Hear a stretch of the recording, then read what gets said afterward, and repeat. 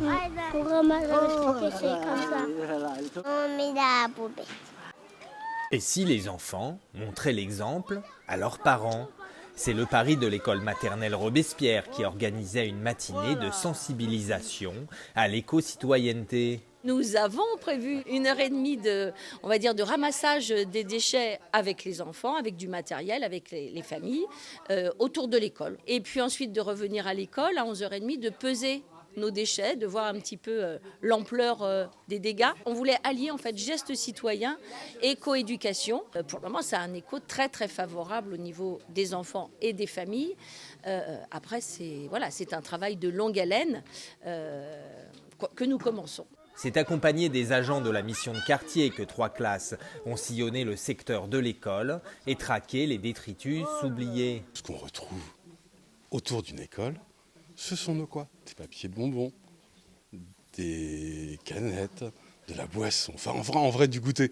L'idée c'est d'associer les enfants parce que les habitudes doivent se prendre tôt, que les enfants sont aussi des vecteurs pour à un moment donné sensibiliser les parents.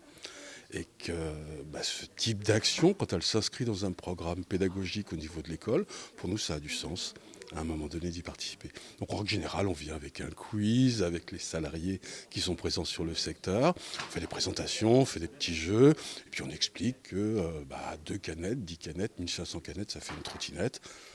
Et tout ça, ça peut avoir à un moment donné du sens quand on pense à la planète et qu'on se dit que finalement les ressources ne sont pas inépuisables.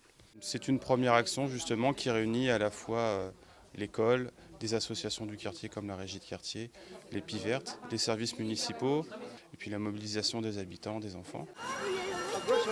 Au-delà de cette opération nettoyage, un travail de fond est mené au sein de l'école depuis plusieurs années en faveur de la protection de l'environnement.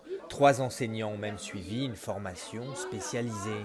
On essaye à notre petite mesure des petites actions comme par exemple ne pas trier les déchets. Quand on épluche des pommes, on ne met pas les pommes dans la même poubelle que d'habitude. On a une poubelle spéciale pour les papiers. Quel que soit l'âge, on peut déjà les sensibiliser dès qu'ils sont tout petits. En début d'année, donc on plante d'abord des fleurs à bulbes et puis ensuite dans notre potager on plante des plants de tomates. On a également planté des fraises. Tri des déchets, compost, potager, les élèves de Robespierre continueront de semer la défense de la planète dans leur école, mais aussi dans leur famille et leur quartier.